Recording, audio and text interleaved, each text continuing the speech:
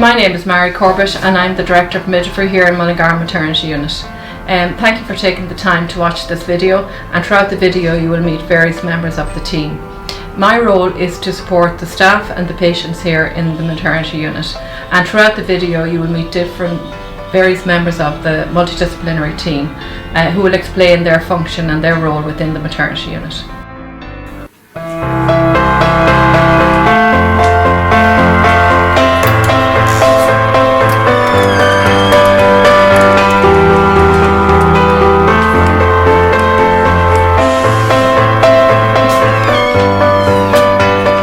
See you, for example, in a booking clinic or an antenatal clinic. We would take your history, do your blood pressure, measure your urine, potentially check on baby, and make a plan for the pregnancy. We see patients during booking clinic from 10 to 13 weeks. Then we see them usually every 4 weeks or 2 weeks, from 28 weeks until delivery. I will bring you along to have your urine testing done and your blood pressure, and go through a few little minor details and introduce you to the area, and then you'll see the midwife, staff nurse and the doctor following on from that. We make a plan. We do their blood pressure, their urine. If they have any problems, we would refer on to a specialist. Other than that, they will see the obstetrician, and they will be told when to come back, whether it's when their next visit will be to their GP and when their next visit will be to the hospital as well. I will meet you and we will go through your history, and we document that in your chart. That's your first visit to the hospital, and we will inform you all about what you can expect throughout your pregnancy. When women come in to book in for the very first visit, they usually will express interest in antenatal classes, and a referral is sent to me. Then I'll contact them later on in the pregnancy, closer to the 3rd trimester, and they start their antenatal education then.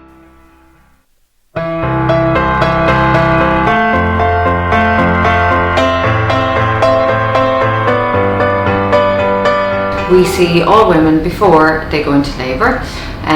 I meet all the women every day, answer any of their questions and put them at ease while they're labouring or prior to discharge home. So we'd all encourage women that please call us anytime, day or night. Call the hospital and ask to be put through to the antenatal ward or the labour ward, and we're very happy to advise you over the phone and just advise you whether you need to come in or whether you can stay home for a bit longer. If women have any concerns, please don't hesitate to phone the unit. The number is available to you on your white card. Ring us, ask us for advice over the phone anytime, day or night.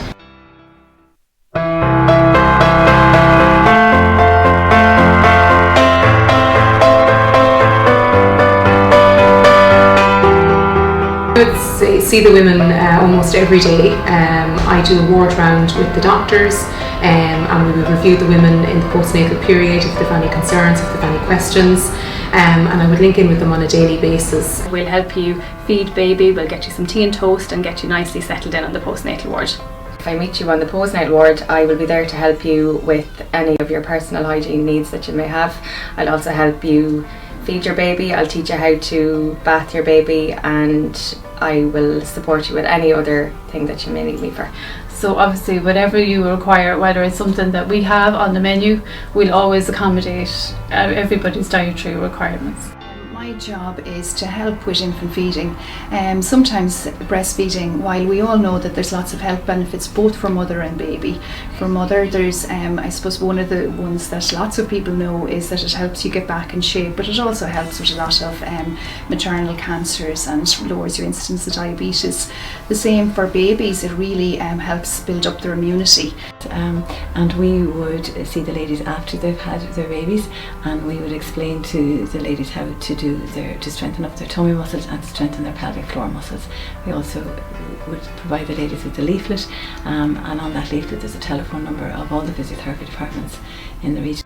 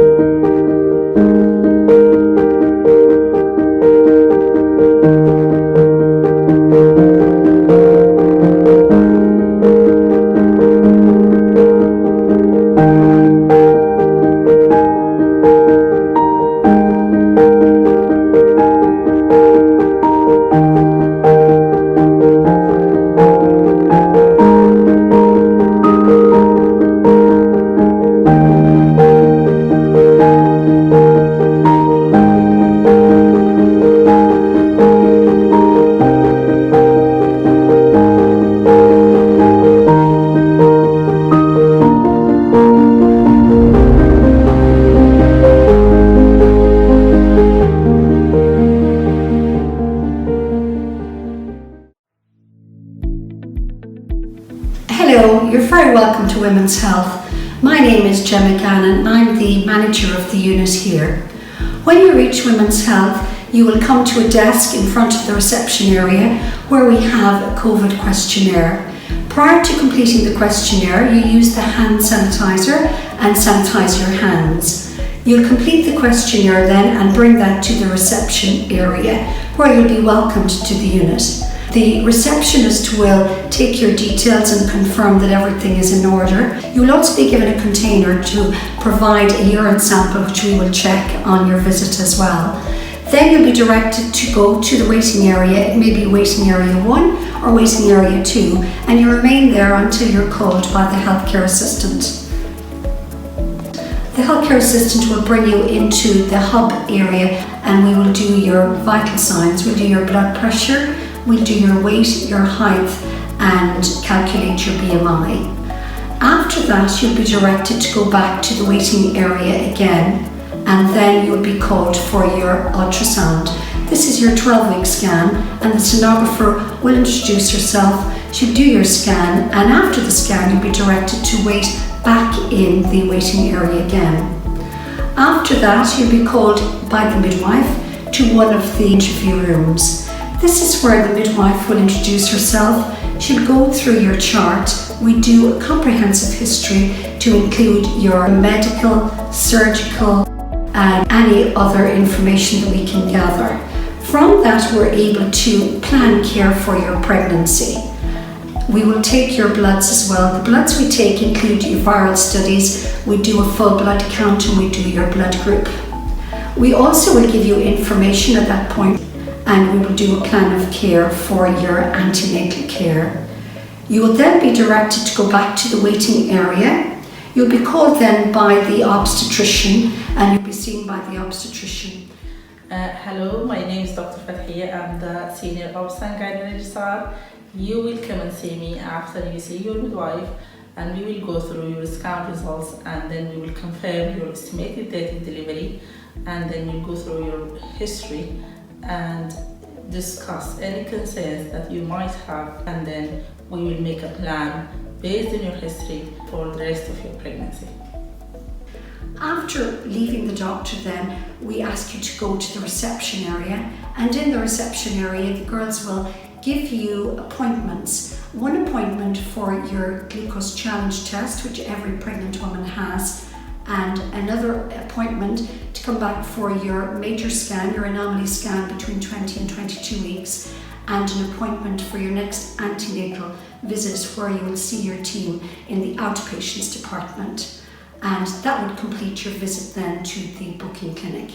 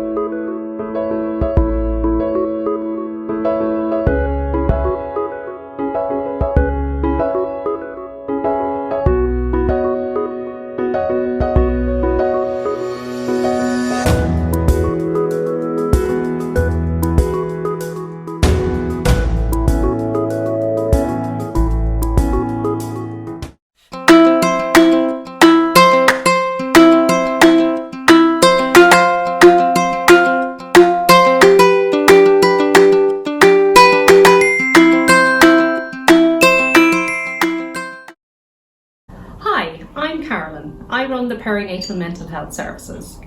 Pregnancy is a time of great change, physically, emotionally and psychologically. It's important to be mindful of your emotional health and well-being during this time. It is normal to feel a wide range of emotions including excitement, joy, worry, stress and responsibility.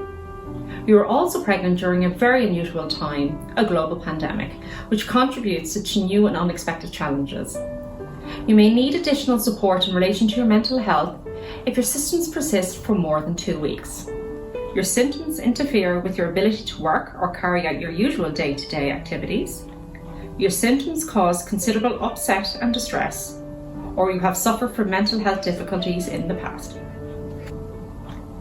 Mental health difficulties in pregnancy and after the birth of your baby are relatively common.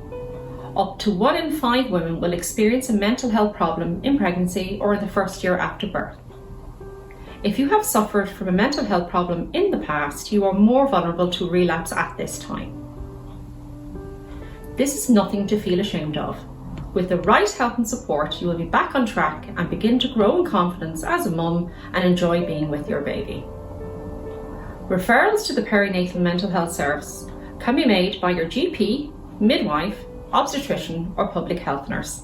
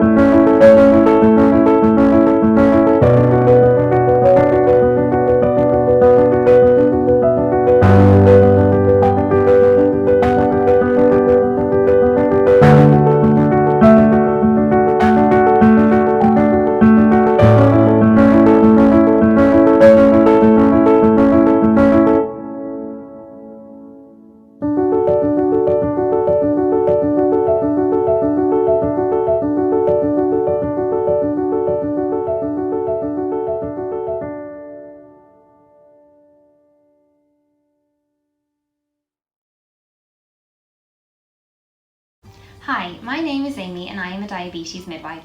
In our unit in Mullingar, all women are offered a test for gestational diabetes in their pregnancy. If you've had gestational diabetes before, you will be offered an oral glucose tolerance test between the 16th and 20th week of your pregnancy, and then again at 24 to 28 weeks if the first test is negative.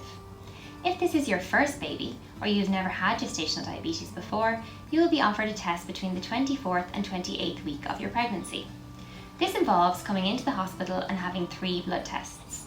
The first is a fasting blood test. Once this is completed, you will take a glucose or sugar drink, and then you will have 2 further blood tests, one an hour and then the second 2 hours after finishing your glucose drink. These 3 tests look at the sugar or glucose levels in your blood to see if your blood sugar levels have been affected by the hormones of pregnancy. If any of these tests show high blood glucose levels, I will call you and we will discuss what this diagnosis means for you and what the next steps will be in your care.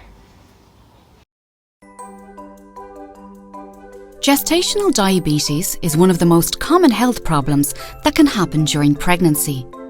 It affects as many as 12% of pregnancies in Ireland and can lead to serious problems for both mum and baby. Certain women are at higher risk of developing gestational diabetes. For example, if you are overweight, if you have a family member with diabetes, if you had gestational diabetes in a previous pregnancy, or depending on your ethnic background. If you are at risk, you will receive a blood test for gestational diabetes between 24 and 28 weeks of pregnancy. If you are diagnosed, there are day-to-day changes you can make to stay healthy. How much exercise you get and what kind of food you eat can have important effects on your health and your baby's health. But what happens when you have gestational diabetes, and how can diet and exercise help? Food and drinks are broken down in your digestive system.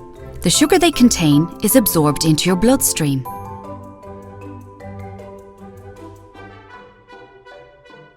But sugar needs insulin to work. Insulin is made by the pancreas and helps sugar get into your cells. Insulin acts like a key that lets the sugar move from the bloodstream into the cells of your body where it is used for energy. Pregnancy hormones change the way insulin works in your body. In the later stages of pregnancy, these changes make it difficult for insulin to unlock the cells and allow the sugar to enter. This is what is known as insulin resistance. Some insulin resistance is normal in pregnancy, but this means that your pancreas needs to work extra hard to keep blood sugar levels in a healthy range. When you have gestational diabetes, your pancreas is not able to keep up. As a result, too much sugar is left in the blood. However, a carefully planned diet with high fibre carbohydrates and no added sugar can make it easier for your body to manage the sugar in your blood. Exercise will also help keep blood sugar low, as it improves insulin's ability to unlock the cells and uses up sugar for energy. If blood sugar is controlled, your chances of a healthy pregnancy are the same as a non-diabetic mum. This makes diet and exercise powerful tools for a healthy pregnancy. However, if blood sugar is not well controlled, this can lead to problems in both mum and baby. In a study of 23,000 pregnant women around the world, researchers found a link between high blood sugar in mum and babies that had grown too big. Researchers also found a link between high blood sugar and preeclampsia, premature delivery, need for caesarean section, birth injury, and abnormal sugar control in baby. Diabetes during pregnancy can also put you and your baby at risk for problems later in life, including type 2 diabetes and heart disease. But there are actions you can take. Changes in diet and exercise, combined with close monitoring, can successfully manage blood sugar in 7 out of 10 pregnancies. So no better time to start than now.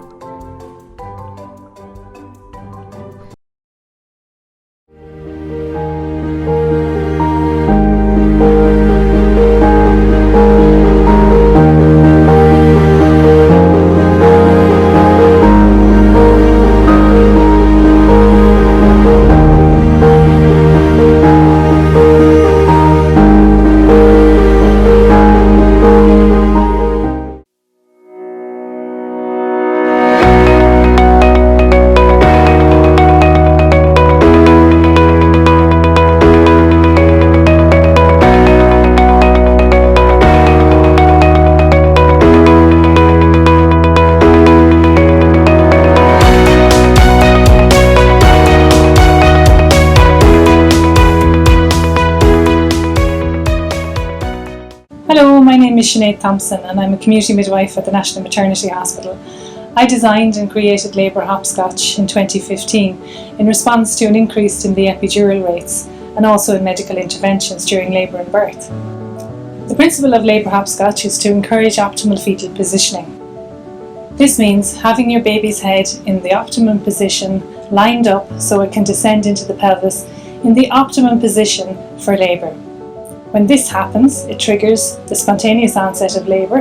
When women go into spontaneous labour, it's less likely that they'll need induction, and that means that there'll hopefully be less intervention in their births. The labour hopscotch framework aims to support and promote natural and active labour. It is encouraged for all women, regardless of the care pathway that they choose for their birth, but encourages more natural methods of pain relief where possible, for as long as possible in labour. Using the idea of the game hopscotch we all played years ago, each of the steps can be undertaken to remain active during labour. The process can start at home, beginning at the bottom of the hopscotch board when you're more active and mobile. The bottom square of the labour hopscotch is called the mobilised square, and it aims at promoting optimal fetal position. There are 4 activities associated with this step, and it's important that these 4 positions are practiced throughout the antenatal period in preparation for your labour. Your midwife will explain the positions to you during your pregnancy. Our research findings, which we published in 2019 in our research study, showed that women who practiced labour hopscotch had reduced epidural rates, reduced the caesarean section rates, increased spontaneous onset of labour and vaginal deliveries, and most of all, there was an increase in birth satisfaction rates. Having a positive birthing experience makes a smoother transition to parenthood.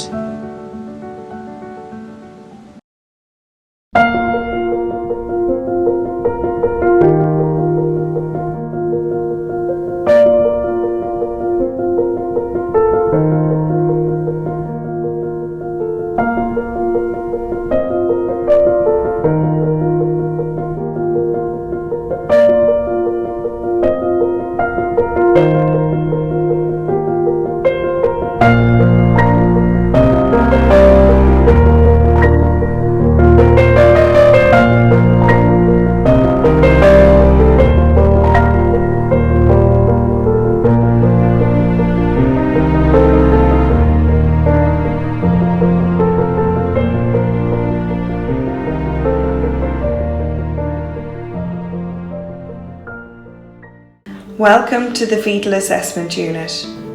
All pregnant women will be offered a fetal anatomy ultrasound in the 2nd trimester. You are allowed 1 person to accompany you.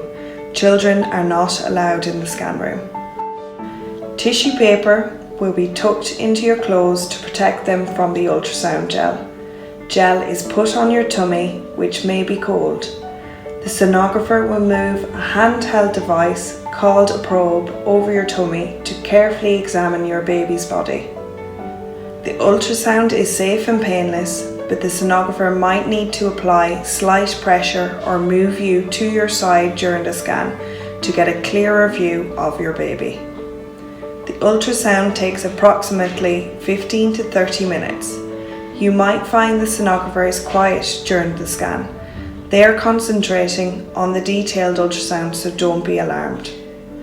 The anatomy ultrasound can tell you how your baby is developing and check for physical birth defects. The majority of babies are healthy at birth. However, a small number will have an abnormality. If something unexpected is found, you will be told immediately and appropriate follow-up will be organised. Follow-up could be in the ultrasound unit in Mullingar Hospital or to a specialist fetal medicine unit. On occasion, we might not be able to complete the ultrasound and you might be asked to come back. This may be caused by the baby being in an unsuitable position or if your weight is above average. Don't be alarmed, we just need to have a better look another day. The ultrasound cannot detect all birth defects or diagnose all conditions. Although a normal anatomy ultrasound is reassuring, your baby may be born with a condition that was not seen on the scan.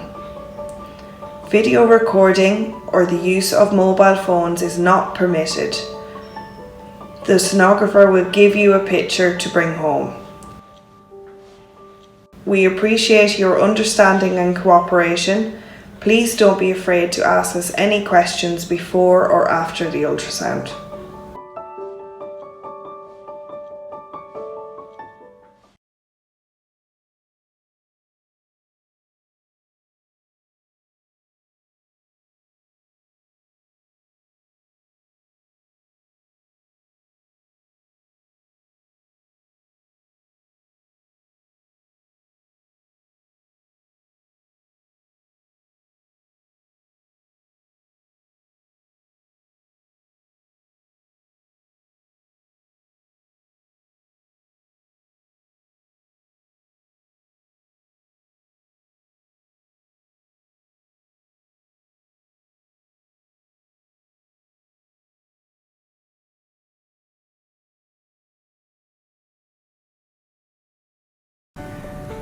Mothers start to produce colostrum from about 20 weeks pregnancy and for the first few days after birth.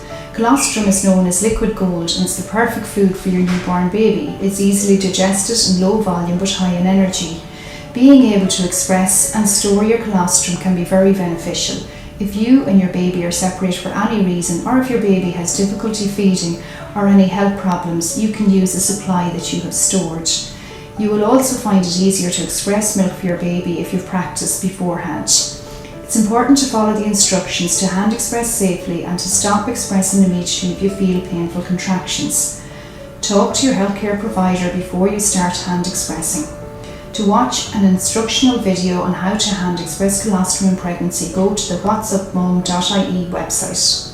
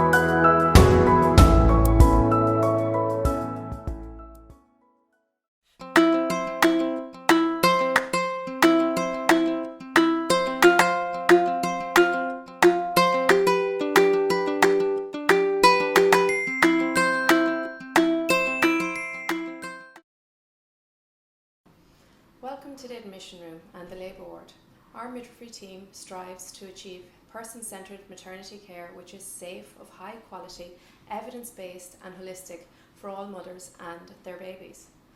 All patients who attend the admission room are triaged by our team. You will be prioritised based on your presenting condition. This can result in patients being seen ahead of others at times based on the urgency of their concerns.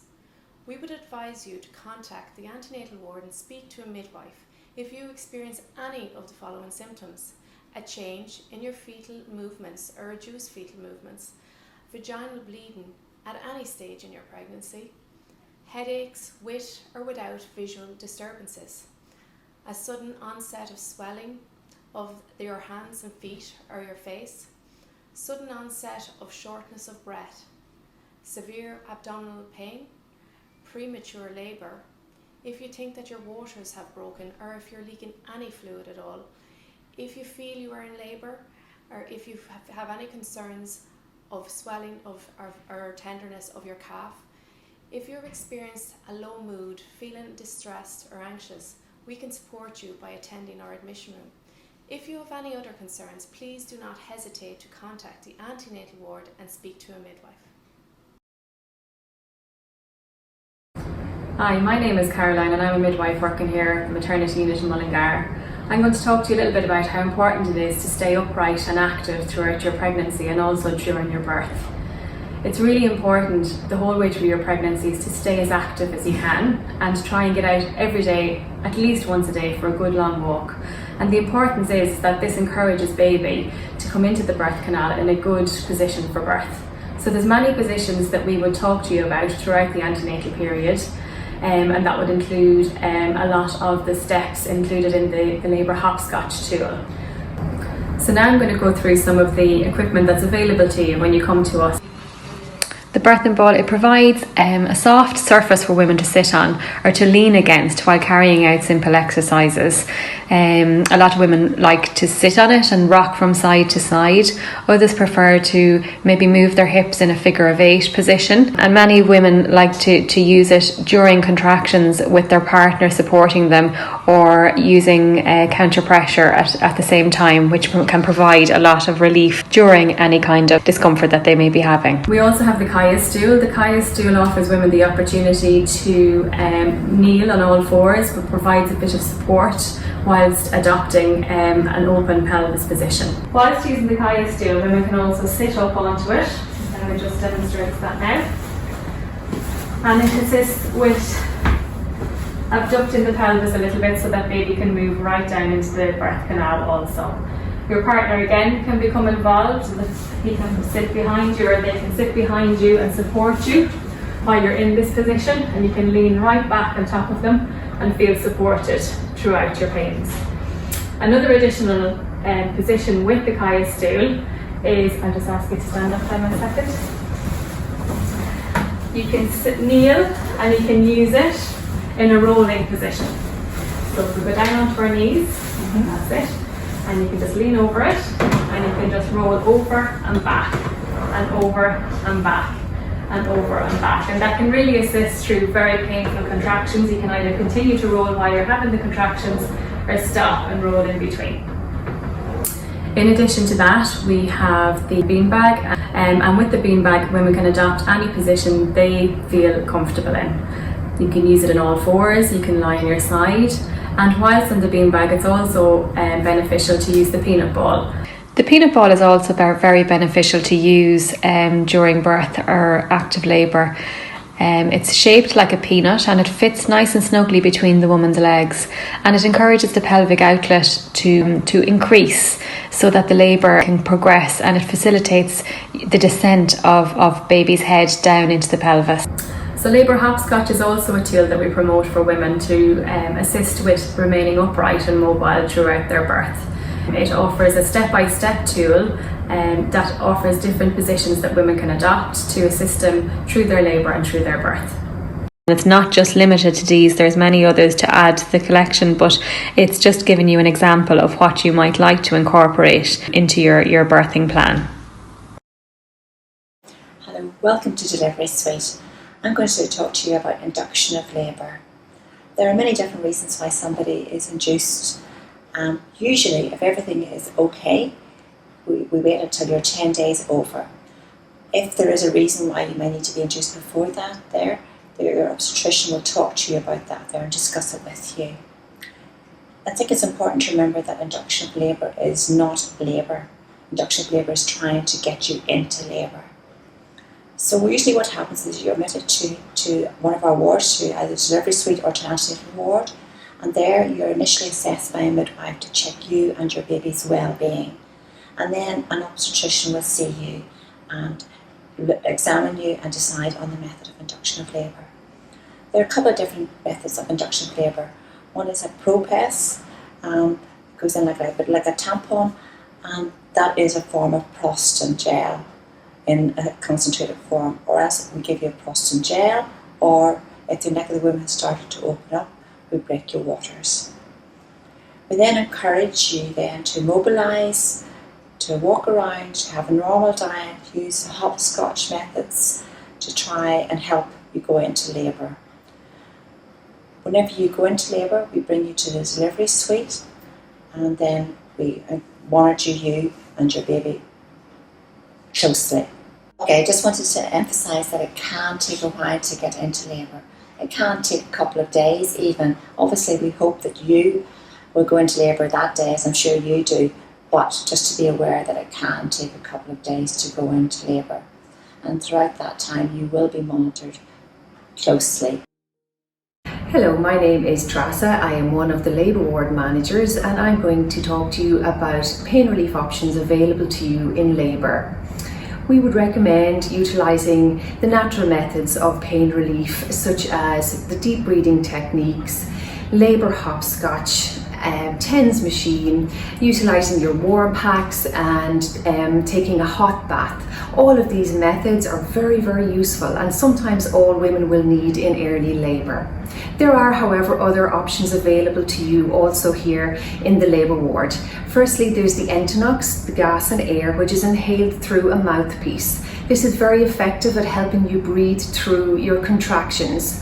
You take the mouthpiece and inhale the gas when the contraction starts. You use your deep breathing techniques. It will help you to cope with your contractions during labour. You can also avail of pethidine injection. This injection is given alongside an antiemetic or anti-sickness injection. It will take the peak of the labour contraction away. You may feel a little drowsy after taking this medication. You would be advised to stay in bed after having this injection. The next option available to you then is the epidural. An epidural is an injection in your back. It is administered by the anaesthetist, who will discuss the options, advantages and disadvantages of an epidural and ask you to sign a consent prior to its administration. It is a very effective method of pain relief in labour. All of these options will be discussed in detail with you and what is best for you at the stage of labour you are at with your midwife, and she will be there to support you with your choices for pain relief in labour. Congratulations! My name is Evelyn and I'm the manager of the postnatal unit, and I would like to welcome you here after the birth of your baby. We would love for you to use our new Danu suite, which was created especially for new mums to relax and have some quiet time with their baby day or night. This suite is named after the Celtic goddess Danu, who is considered the Great Mother of Ireland, representing knowledge, wisdom, nurture and strength. Danu represents how strong you women are and empowers mothers as they embrace on this new journey of motherhood. If during or after your stay you have any questions, we will be delighted to help, so please don't hesitate to contact any member of staff.